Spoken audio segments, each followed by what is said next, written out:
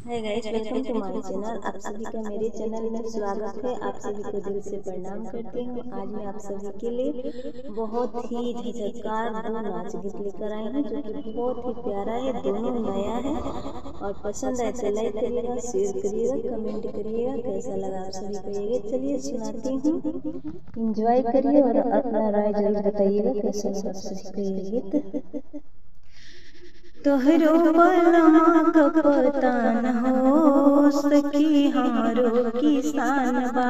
तोहरो बलमा का पता न हो सकी हमरो किसान बा। तोहरो बलमा त जिलवा के मालिक, तोहरो बलमा त जिलवा के मालिक, जिलवा के मालिक हो, जिलवा के मालिक हमरो तो गाँव के परदान हो सखी हमरो किसान बा। हमरो तो गाँव के परदान हो सखी हमरो किसान बा। तोहरो बलमा का पता न हो सखी हमरो किसान बा।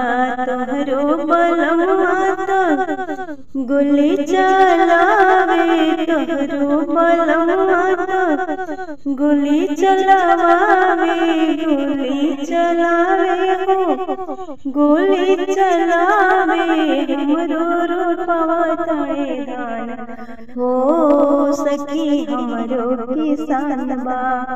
हमरो रूपवा तड़े गेहूं हो सखी हमरो किसान बा। तोहरो बलमा का पता न हो सखी हमरो किसान बा। एक संग पढ़नी हो, एक संग लिखनी, एक संग पढ़नी हो, एक संग लिखनी। तोहर मोरो कहीं रंग हो सखी हमरो किसान बा। तोर मोर कहीं बड़े रंग हो सखी हमरो किसान बा।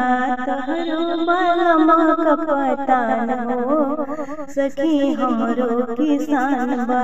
तोहरो बलमा तो जिलवा के मालिक हमरो तो गाँव के परदान हो सखी हमरो किसान बा। चलिए दूसरा सुनाते हैं। मंडप में फूल बरसाना, बारात लेके डीजे पे आना। मंडप में फूल बरसाना, बारात लेके डीजे पे आना। डीजे पे आना हो, डीजे पे आना, डीजे पे आना हो, डीजे पे आना। मंडप में हो, मंडप में फूल बरसाना, बारात लेके डीजे पे आना। पापा को लाना, अपने मम्मी को लाना, पापा को लाना, अपने मम्मी को लाना। मम्मी को लाना, दुल्हे मम्मी को लाना।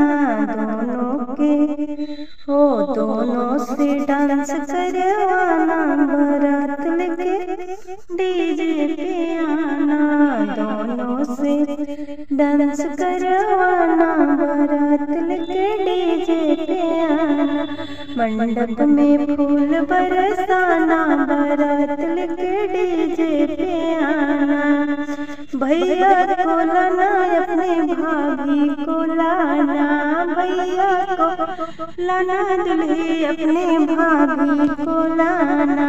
भाभी को लाना, प्यारी भाभी को लाना। दोनों को डांस करवाना, बारात लेके डीजे पे आना। दोनों को डांस करवाना, बारात लेके डीजे पे आना। मंडप में फूल बरसाना, बारात लेके डीजे पे आना। मंडप में फूल बरसाना, बारात लेके डीजे पे आना।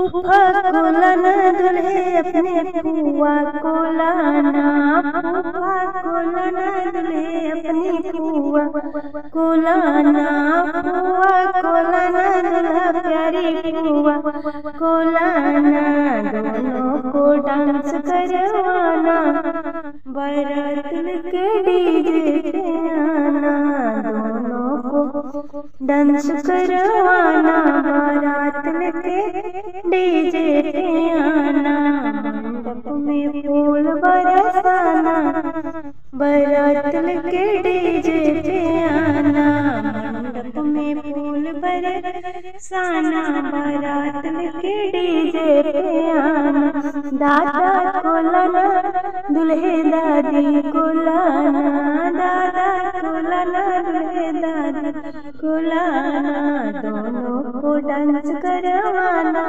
बारात लेके